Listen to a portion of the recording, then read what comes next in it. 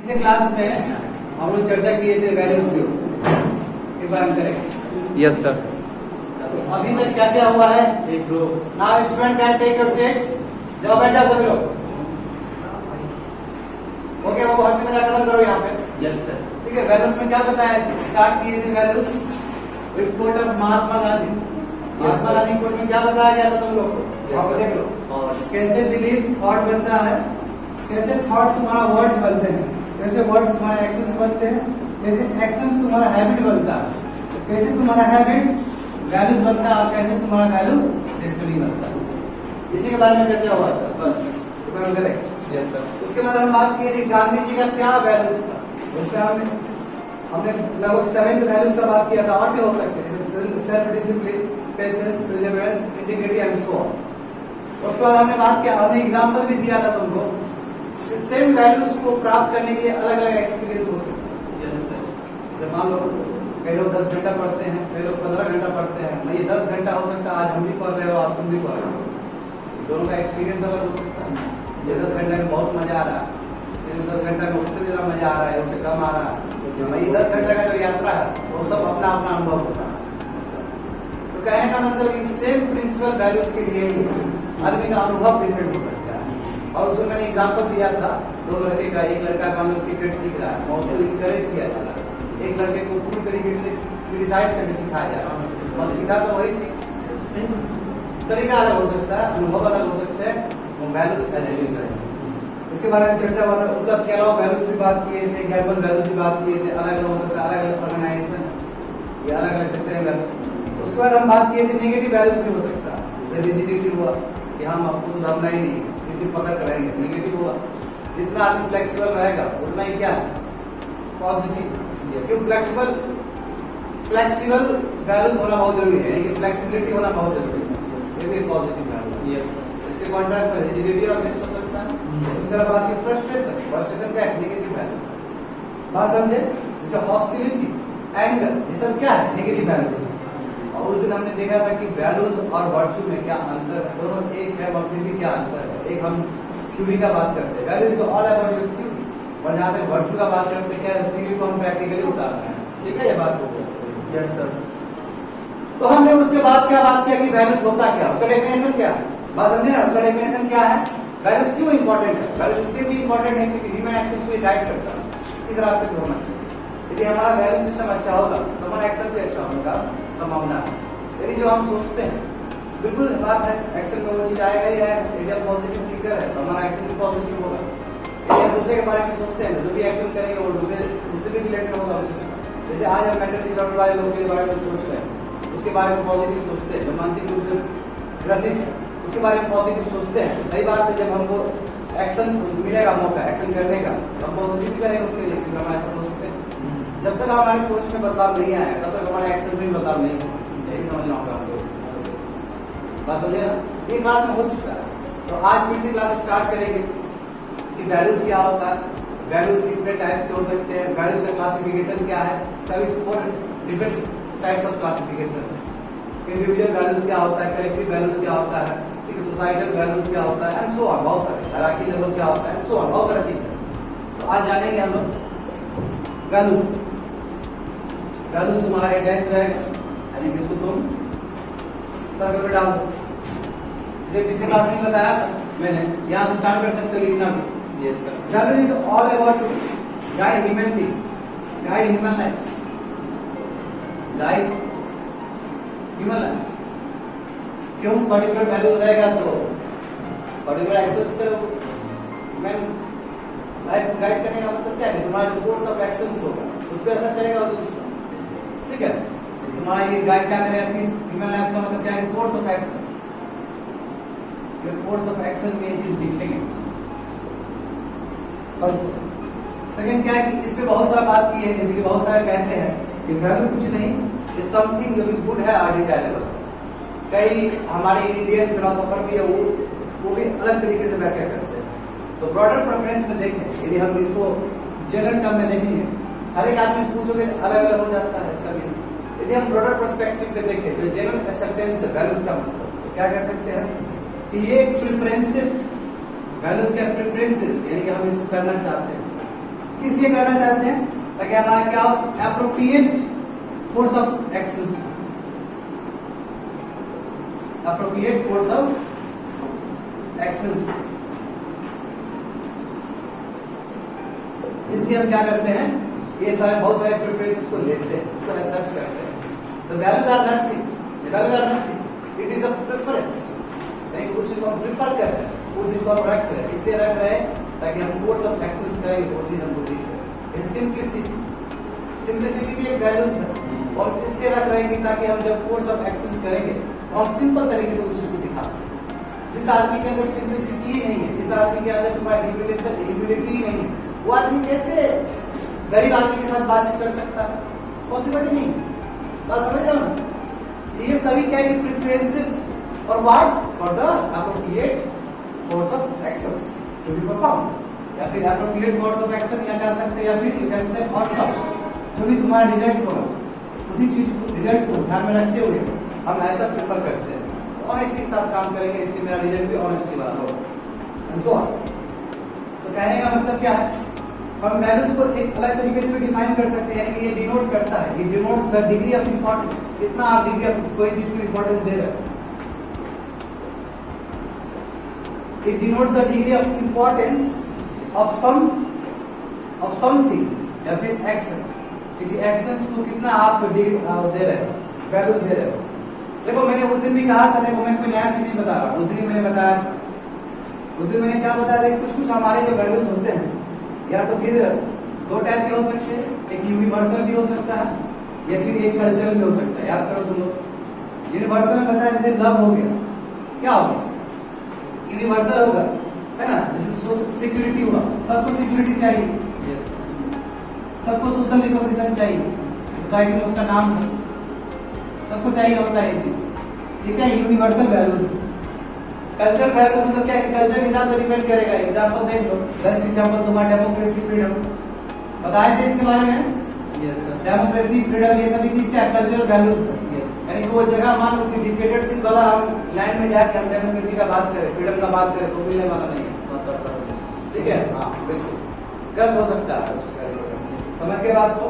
और हमने क्लास कैसे खत्म किया था, ये कह के कि the man who never Altered his opinion, जिस आदमी ने कभी अपना दिमाग चेंज किया ही नहीं, अपना ओपिनियन को चेंज किया ही नहीं, वो तो ऐसा है, इसका तुलना किससे कर सकते हो कि माइंड में रेप्टाइल्स ब्रीड हो रहे हैं, यानी कि दिमाग क्या हो पूरी तरीके से पलट हो चुका है।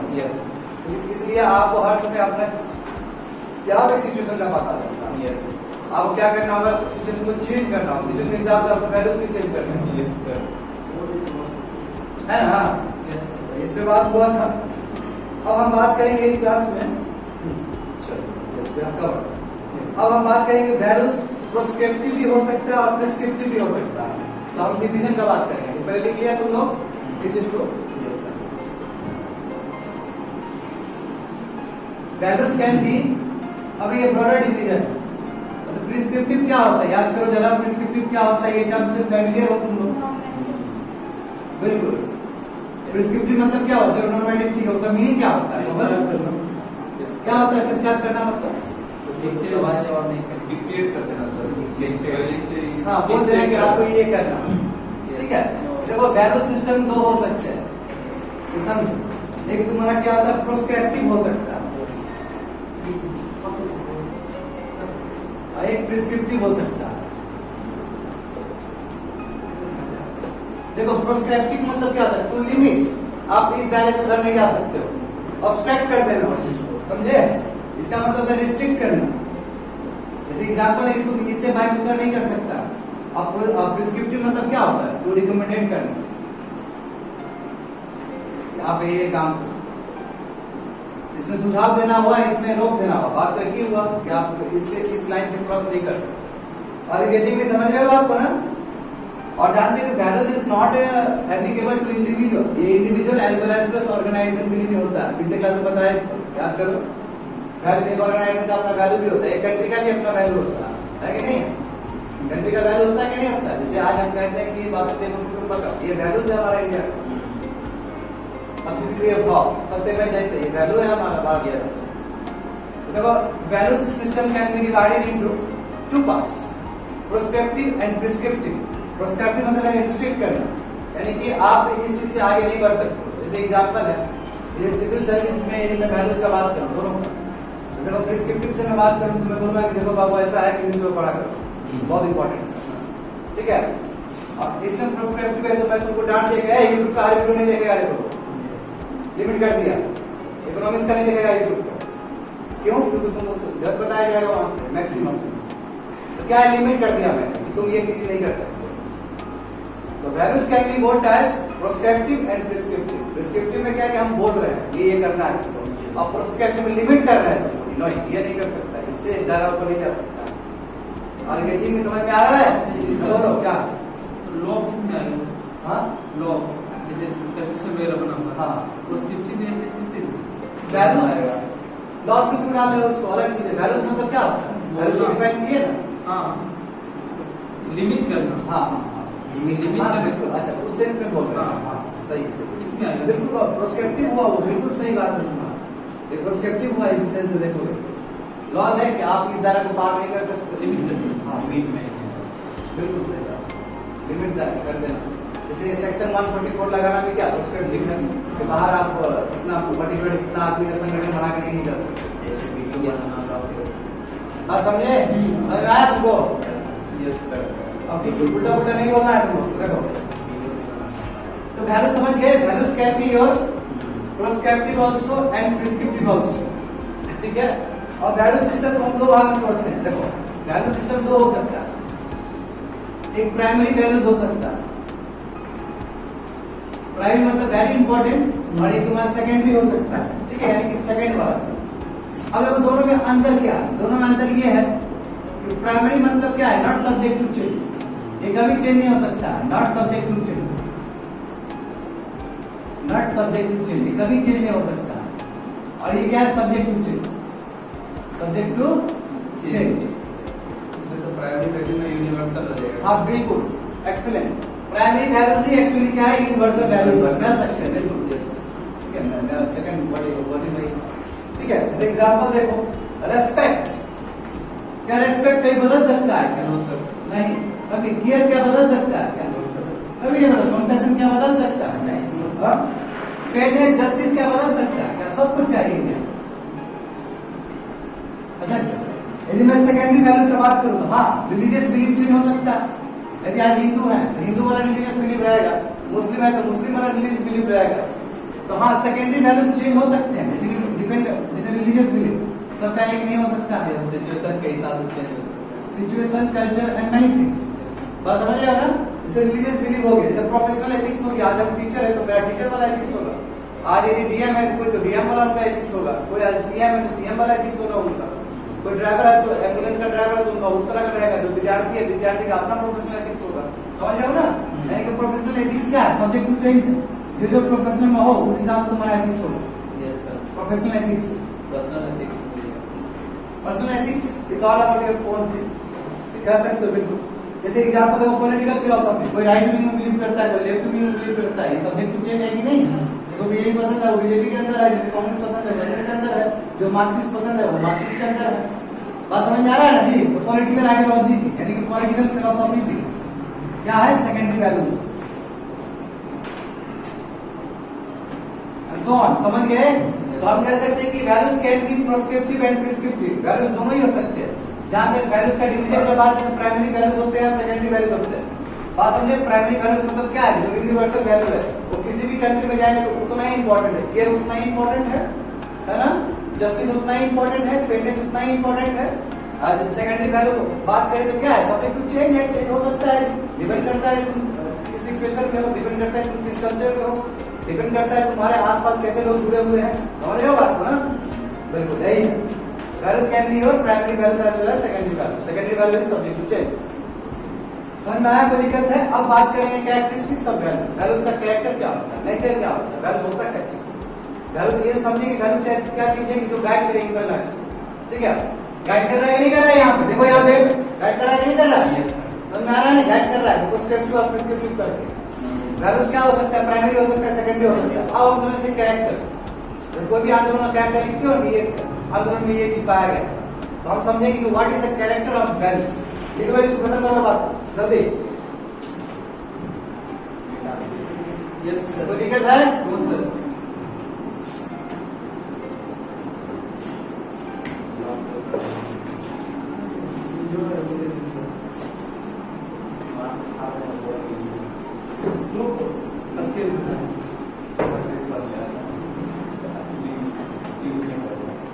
देखो बाबू जो पढ़ रहे हो यूज नहीं करोगे ऐसा एकदम सुनाई मिला step on the back of याद है कंजर बोकेंगे देखो Yes, sir. Okay. अब ठीक यही बात से समझेगा ये लड़का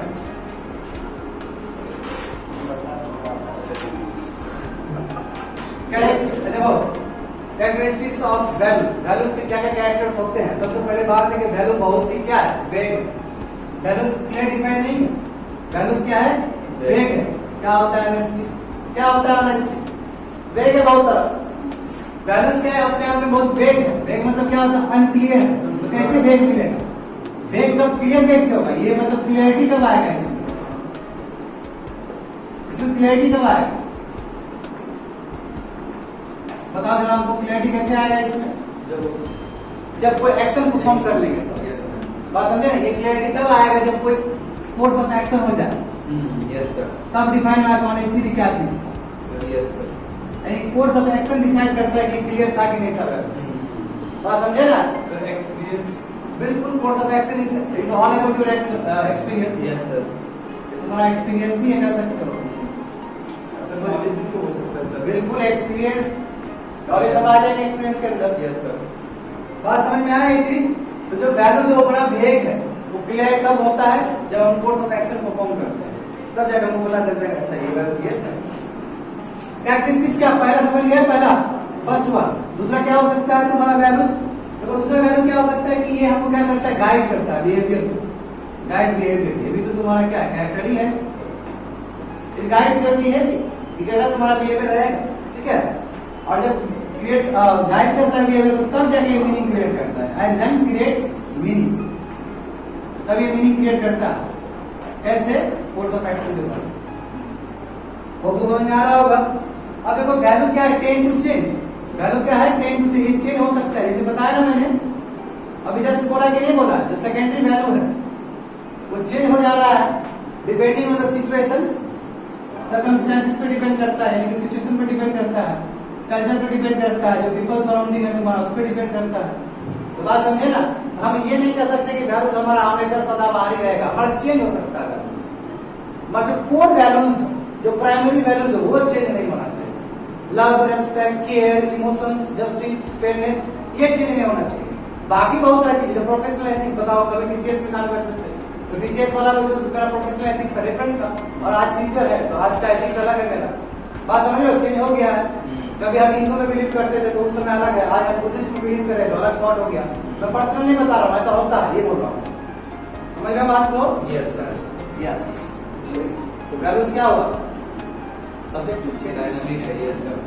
डायनामिक यस डायनामिक मतलब किस सेंस लोग लेने के सेंस Believing है, sir.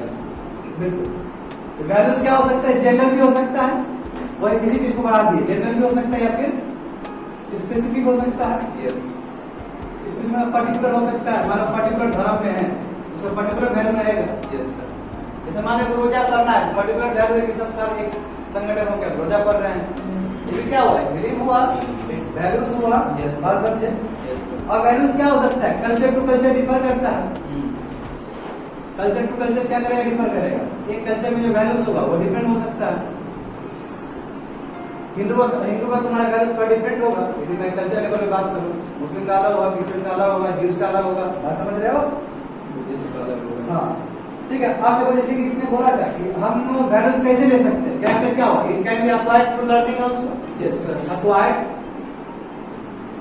थ्रू लर्निंग लर्निंग जैसे क्लास में आज पढ़ रहे हो Experience है, sir. बिल्कुल लर्निंग तो सही बात है एक्सपीरियंस से ले सकते हैं हम लोग एक्सीलेंट अपना खुद का एक्सपीरियंस ले सकते हैं या टीचिंग से ले सकते हैं जैसे आज ले रहे हो तो जो लर्निंग का हिस्सा है तुम्हारा That's a motivation.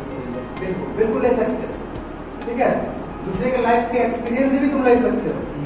अब देखो एग्जांपल है, देखो कई लोग के लिए, कई पर्संस के लिए फ्रीडम होगा उसका वैल्यू, कई आदमी के लिए फ्रीडम है उसका वैल्यू, अब वो फ्रीडम चाहिए तो चाहिए यही मेरा वैल्यू है। और कई लोग के लिए होगा नो फ्रीडम नहीं, हमको दूसरा चीज चाहिए, हमको वेल्थ मेरा वैल्यू। कई लोग बोला नहीं वेल्थ वैल्यू नहीं, कई लोग बोला कि नहीं ओबीडियंस होना है, हमको आज्ञाकारी बनना है इसके तरफ, सुमन के तरफ, ठीक है। कई लोग बोला नो ये क्या करेगा तुम आज्ञाकारी नहीं, इसे बोला तुम ऑनेस्टी बन जाओ, ऑनेस्ट हमको लीडरशिप। हाँ कई लोग बोला कि हमको लीडरशिप बनना है। तो कहने का मतलब क्या हुआ, वैल्यूज बहुत टाइप का हो सकता है, डिपेंड करता है पर्सन क्या चाहता है, बात समझे ना। एक पर्सन के लिए वैल्यू लीडरशिप हो सकता है, एक पर्सन के लिए ऑनेस्टी वैल्यू हो सकता है, एंड सो ऑन। हाँ कई आदमी के लिए सभी हो सकता है जो इम्पोर्टेंट है, वो एक दूसरे से अछूता नहीं है, सब इंटररिलेटेड है, समझ में आया है चीज, देखो बराबर। अब बात करेंगे हम लोग क्लासिफिकेशन, समझा, क्लासिफिकेशन में बात करेंगे। तो खुश लगता है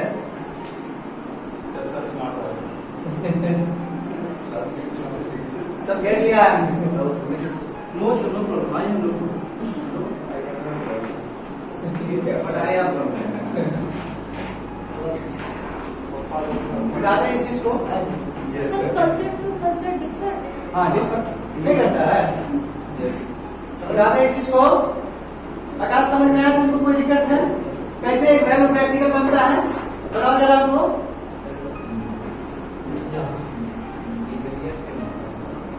ठीक है, मैं कैसे तुम्हारा एक वैल्यू क्लियर कैसे होगा, एक थ्योरी कब प्रैक्टिकल में कन्वर्ट होगा जब हम एक्शन परफॉर्म करेंगे। अब तब जो तुम लोग को इतना दिन से पढ़ाया गया वर्चुअल एथिक्स, वर्चुअल एथिक्स क्या होता है? वर्चुअल चिल्लाते हुए बोल दो सब। हाँ सर हैबिट सर, या किसी भी एक्शन को सर हम अपने रेगुलर हम अपने लाइफ में उतार लेते हैं। जैसे कि सर ऑनेस्टी, वो हर जगह आपको वो दिखना चाहिए, वो हर चीज में वो दिखना चाहिए, वो हमारा कंफर्ट हो जाएगा सर। जैसे कि कहीं भी जा रहे हैं तो बहुत अच्छा। अभी तक तुमने एक कोई वर्चुअल एथिक्स को उतारा हो, ऐसा कुछ है जो तुमको पता है? तुमने बहुत निकाला उतारा है, एक्चुअली मैं बोलूंगा तो मिस हो जाएगा, एक तुम्हारे हिसाब से बोलो। टाइम मैनेजमेंट, क्योंकि सर हमें हमारे पास 8 घंटा ड्यूटी भी करना होता है और क्लास भी करना होता है, तो 1 आवर दोनों को मैनेज कर सकते हैं। हाँ कोमल, कोई एक वर्चुअल को जो उतारी हो तुम बोल आफ्टर हैविंग एथिक्स का, जल्दी बोलो। सेम है बात करा क्लास में आना, वो है क्या सर मेरा वो राइटिंग स्किल है। खाली बोलते थे आप लिखना सुमन, तुम्हारा जो था वो भी हो गया क्या? बताओ क्या था तुम्हारा? मेरा ये ऑपरेशन में पास आई तक करना टाइम निकाल के पीडीएफ टाइम निकाल के जाके पीडीएफ करना। तुम बताओ कौन सा वर्चुअल एथिक्स तुम फॉलो कर रहा है अभी? बनने का पहले सोचते थे कि इतना इतना पढ़ा जाता, अभी कर रहे हैं वेरी गुड, हैबिट में कन्वर्ट हो रहा है। सुनील यू क्या सर हमको एक्चुअली सही होना था, जो क्लास कर रहे हैं बेसिकली बोलते मॉडली बहुत सही हो रहा है सर, ऑनेस्टली भी बहुत ज्यादा है। ऑनेस्टी है उससे ज्यादा है। अच्छा ऑनेस्टी वो बोल दिया सर उसको बोल रहा था Honesty, loyalty towards my work, मेरे काम में दिखता है। वो तो करेगा पहले से मैं तुमको कह नहीं रहा हूँ, बताओ Yes sir. कोई एक वर्चुअल एथिक जो सीखे और इम्प्लीमेंट किए हो, अपने आप को खुश रखो। अपने आप को मर्डर करके भी खुश रखा जा सकता ऐसे? है, मर्डर करके भी खुश रखा जा सकता No no sir. चलिए, In इसका- the positive है। term. Positive In the form of leadership, positive leadership. पहले कुछ नया पता था इसका मतलब? पहले बहुत ज्यादा दिक्कत था। हाँ पता सही, बहुत अच्छा। बस ये है कि हमारे पास जस्टिफिकेशन सही होना चाहिए, समझे ना? तो अब देखो क्लासिफिकेशन ऑफ वैल्यूज, यानी कोमल ने कुछ नहीं उतारा ना कोमल? अच्छा तुम लिखना सर मेरा पहले से ही बैठा है, सब कुछ होगा सर। मतलब पहले से तुम कर दो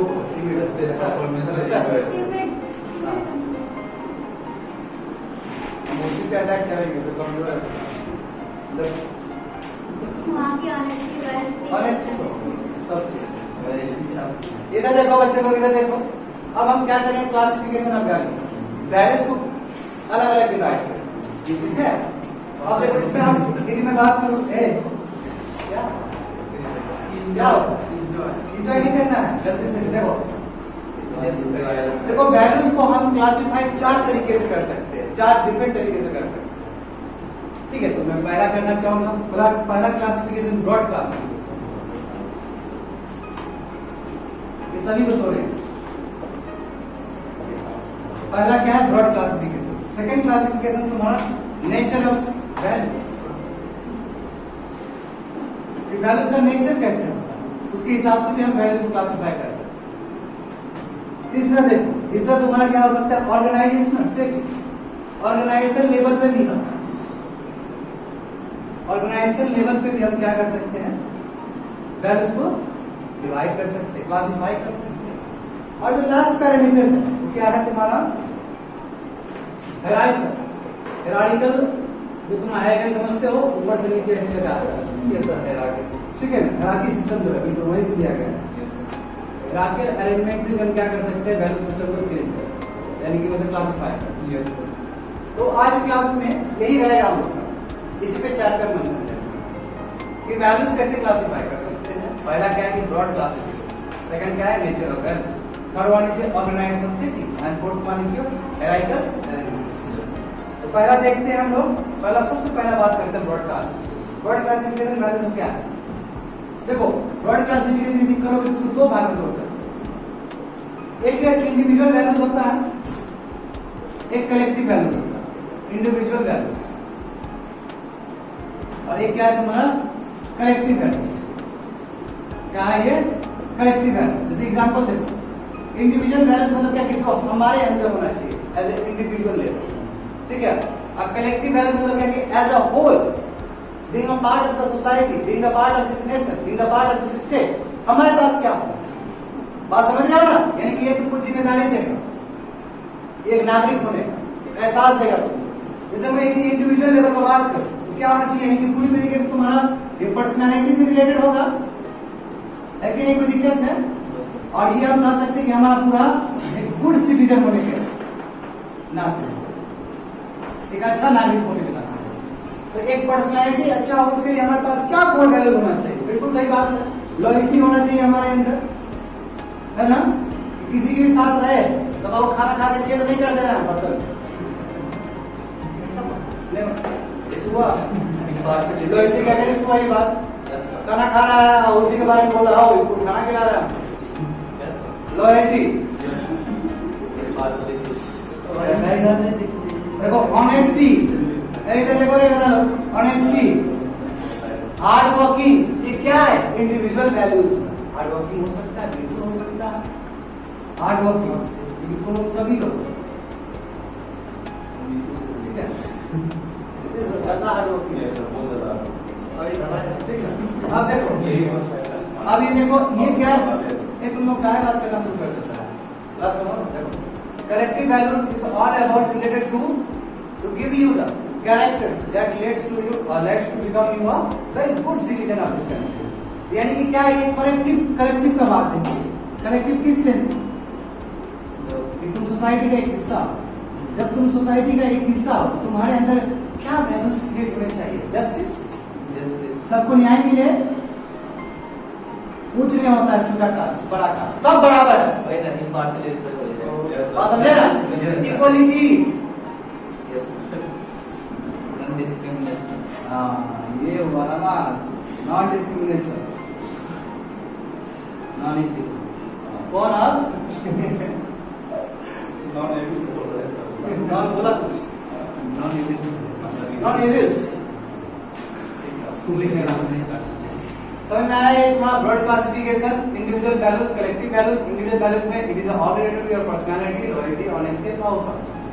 Collective value is so far to make you a very good citizen of this country, very good citizen of this society, and so on. It is all about related to your collective consciousness, right? It promotes justice, equality, non-discrimination, and so on. समझ में आया? ये classification, इसको बोलते हैं broad classification. जहाँ पे classification दो भाग में हो रहे हैं, एक इंडिविजुअल लेवल पे किया जा रहा है, एक कलेक्टिव लेवल पे। कि हम जब सोसाइटी अंग है तो हमसे क्या उम्मीद कर सकते हैं कि हमारे पास क्या क्या वैल्यूज होने चाहिए।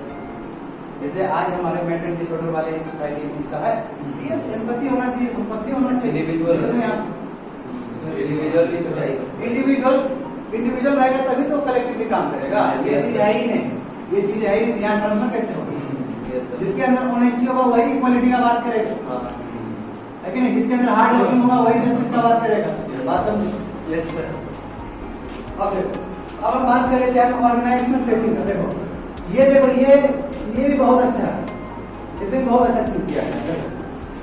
ऑर्गेनाइजेशन सेटिंग का बात करेंगे तो इसको हम दो भाग में तोड़ सकते हैं, बिल्कुल तोड़ सकते हैं। फर्स्ट भाग क्या है? Terminal values.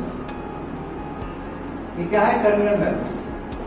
और कान को नहीं सुनना, ये सब नया है जब टर्मिनल वैल्यूज। दूसरा क्या है? Instrumental values. क्या है? Instrumental values. बात समझे? Instrumental values.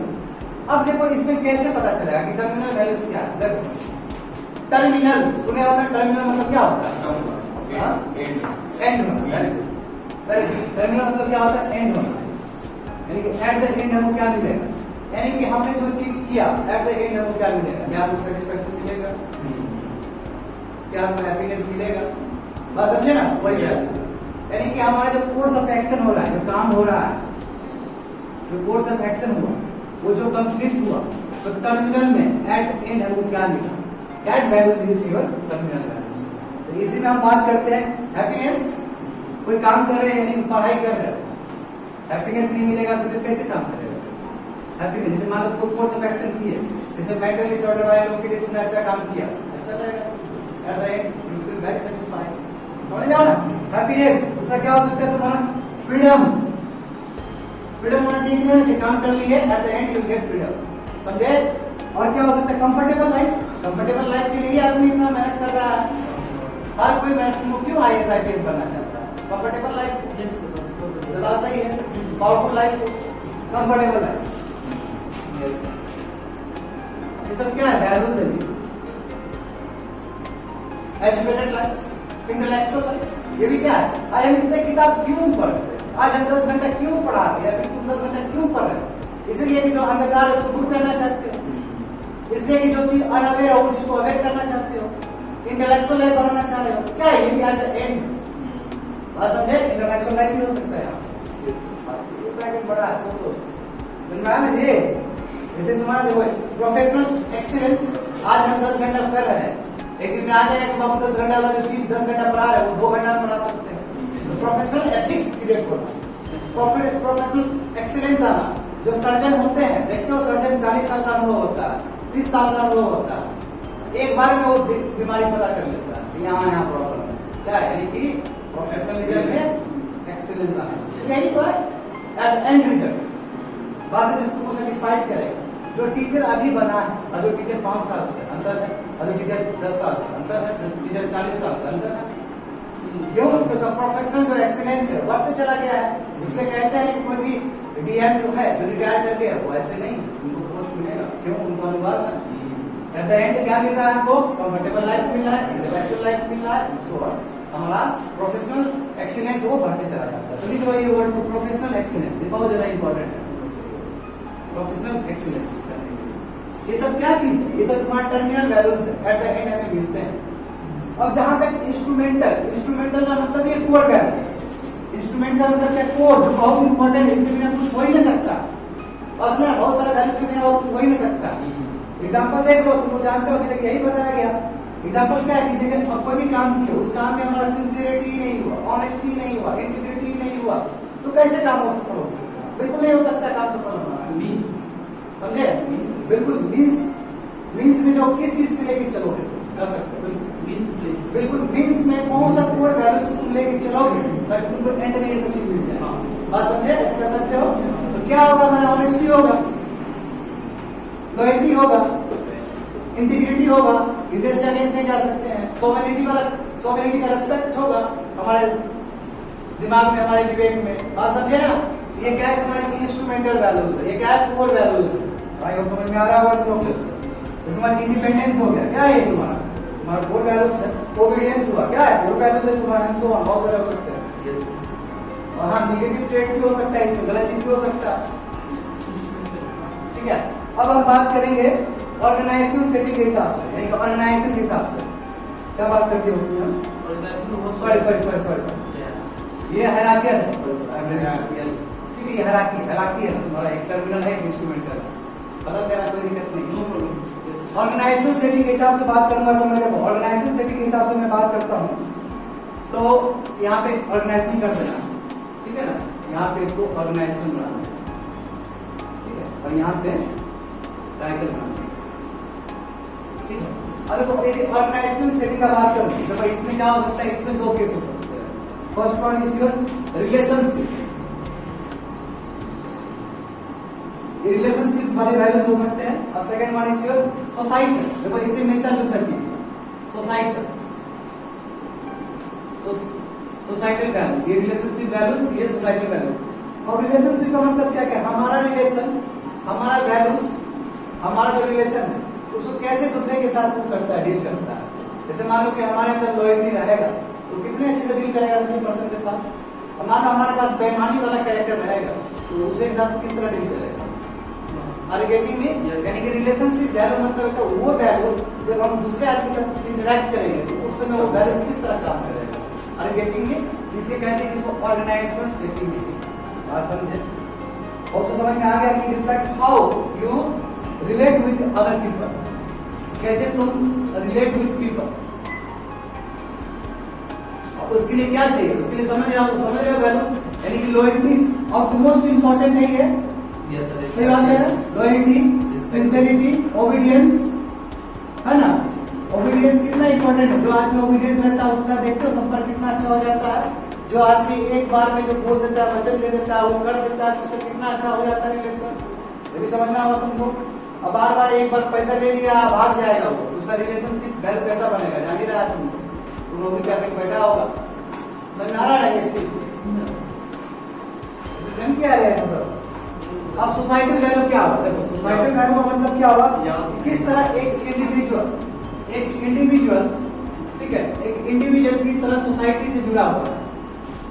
सही बात है। लिंक हो सकता है कि मान लो कि सोसाइटी के वेलफेयर के लिए, हमने इसके बारे में पहले भी एग्जाम्पल दिया था कि मान लो कि सोसाइटी में बहुत बड़ा कार्यक्रम हो रहा है, किसी का मैरिज हो रहा है, किसी का कुछ श्राद्ध हो रहा है, देखिए आदमी का क्या दायित्व है सोसाइटी को प्रति, ठीक है, उस पर क्या काम कर रहा है, वही तुम्हारा सोसाइटल वैल्यूज हुआ। कोई गरीब है, उसका मान लो कोई गरीब लड़की है, उसका शादी किया जा रहा है, सोसाइटी सब मिलकर सेलिब्रेट कर रहे हैं। ये चीज आपको गाँव में बहुत ज्यादा दिखता है। सब आगे फ्रंट में रहते हैं। यह सोसाइटल वैल्यूज है।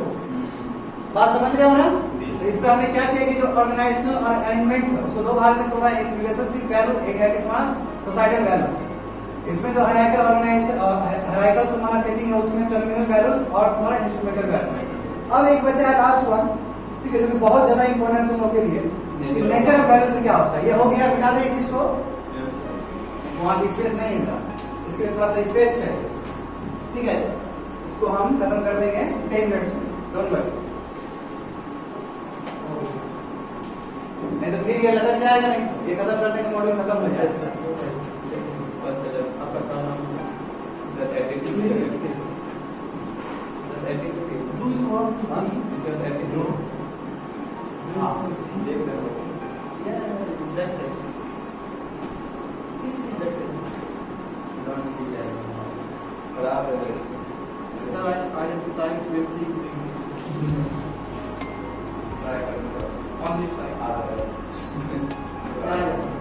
पहले होता ही था तो देखो, एक मैंने क्या किया, नेचर ऑफ वैल्यूज,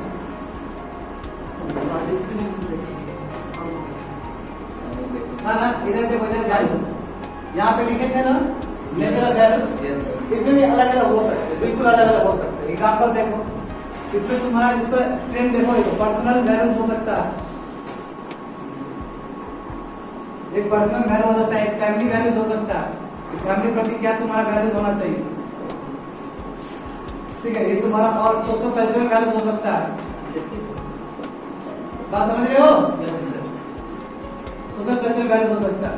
एक यदि मैं बात करूं तो मैटेरियल वैल्यू हो सकता है, मेहनत करते किस लिए, पैसा है ताकि कोई सामान खरीद सको, ये भी एक वैल्यूज ही है जो आपको आगे बढ़ाता है ना। लग्जरी कार चाहिए हमको, उसके बहुत मेहनत करना होगा हमको, हाँ है कि नहीं? ऐसे तो पैसा बैठे बैठे नहीं मिलता है किसी को, है ना।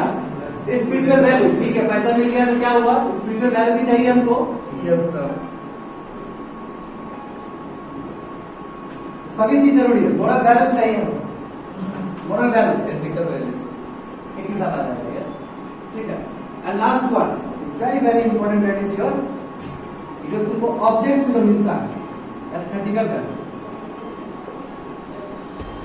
सुने इसके बारे में, एस्थेटिकल वैल्यूज। अब देखो इसको समझना होगा, इसको बहुत इंपॉर्टेंट है। देखो बच्चे लोग इधर ध्यान दो, लिख लेना थोड़ी देर में, क्या होगा नहीं है। देखो पर्सनल वैल्यूज, पर्सनल वैल्यूज का मतलब क्या है, जो एक इंडिविजुअल अपने अंदर रखता है, इंडोर्स करता है, तो उसको अच्छा लग रहा है। पर्सनल वैल्यूज में कुछ भी हो सकता है, ऑनेस्टी, लॉयल्टी, हार्ड वर्किंग, कुछ भी हो सकता है तुम्हारा, जैसा तुम्हारा पर्सनल बिलीफ है। फैमिली वैल्यूज, फैमिली वैल्यूज का मतलब क्या है, जो फैमिली के साथ जो बॉन्ड से जुड़े उसमें क्या होना चाहिए, जैसे कोऑर्डिनेशन होना, पिताजी के आदेश पर चलना, क्या वैल्यूज है। सिबलिंग्स के लिए तत्पर रहना, प्रॉपर हेल्प करना, कॉम्पैशन करना, सिंपैथी करना, ये क्या फैमिली वैल्यूज है। कि परिवार को तोड़ने नहीं देंगे, किसी भी हाल में उसको बेइज्जत नहीं होने देंगे, ये क्या है वैल्यूज। फैमिली कैसे आए लेके चले, कोई एक घर में बीमार हो जाता है तो सब देखते हो, सब आदमी जाता देखने के लिए, इसे क्या फैमिली। अब देखो बात करते हैं उस हिसाब से, अब तुम्हारा एक सोशल कल्चर वैल्यूज, सही बात है कि जो हमारा कल्चर, जैसे छठ पूजा मनाना, क्या है हमारा सोशल कल्चर वैल्यूज है, हमारा सोसाइटी का दिया चीज है, तो जो हम उस चीज को कैसे सेलिब्रेट करते हैं, उस चीज को हम कैसे रखते हैं। बात समझे, दिवाली, होली और भी बहुत सारी चीज होते हैं कल्चर वैल्यूज में, एक साथ रहना, जैसे कि शादी ब्याह क्या है हमारा, पूरी देखिए सोशल कल्चर वैल्यूज है। शादी ब्याह में ढोलक बजेगा, सब रीति रिवाज हो रहा है, सब सोशल कल्चर वैल्यूज है, उसमें कैसे इंटीग्रेट हो गया, अपने आप को रखोगे, it is all about social culture values, समझे। उसके बारे में मैं बात करूं, material values, very very important. ये आदमी का जो बेसिक नीड्स है, रोटी कपड़ा मकान, उसके लिए आदमी क्या जद्दोजहद कर रहा है और राइट तरीके से कर रहा है, नेगेटिव तरीके से नहीं। एक यदि हमको लग्जरी कार चाहिए, उसका जो रास्ता है वो सही रास्ता होना चाहिए, बात समझे। अब सिचुएशन को मैं बोल दे रहा गलती से, तो काट देंगे, ठीक है। मैटेरियल वैल्यूज मतलब क्या है कि तुम्हारा जो बेसिक नीड्स है, रोटी कपड़ा मकान, उसको जानते हो, उसको कैसे पाएंगे, that is a material value. पैसा होना जरूरी है कि नहीं, that is a material value, समझिए बात को। स्पिरिचुअल वैल्यू, स्पिरिचुअल वैल्यू मतलब हम जो खुदा है हमारे, जो परवरदिगार है हमारे, जो भगवान है, उसके साथ हम किस तरह रिलेशन क्रिएट करके रखते हैं। कई लोग मेडिटेशन क्रिएट करके रख लेते हैं, कई लोग अगरबत्ती दिखा करते हैं, लेकिन ये सब क्या है तुम्हारे स्पिरिचुअल वैल्यूज है। हम क्या मानते हैं, हो सकता है हम बुद्धा मानते हो, कोई हमको राम जी में मानते हैं, वैल्यूज जहाँ तुम पावर ड्रॉ करते हो। ये लोग जाकर मंदिर में पूजा करते हैं, पावर आता है, फिर पढ़ाई करते हैं, अच्छा काम करते हैं, होता है ऐसा, ये हमारे स्पिरिचुअल वैल्यूज है, बात समझे। मोरल वैल्यूज तुम लोग जानते हो, इसी बारे में इतना कंसीडर हुआ है कि कैसे तुम्हारा सोसाइटी जब तुम्हारे ऊपर लाद दिया गया, नॉर्म्स तुमको दे दिया है, उसके बाद तुम क्या करना। कहने का मतलब ये कि सोसाइटी ने कहा ऑनेस्टी के साथ करो, क्या कर रहे हो, सोसाइटी ने कहा तुमको ये करना, तुम कर रहा है, किसी का मर्डर मत करना, वैसा मर्डर मोरल वैल्यूज है, किसी को हार्म नहीं पहुंचाएंगे, that is all about your moral values. And last सबसे important, that is your aesthetical values.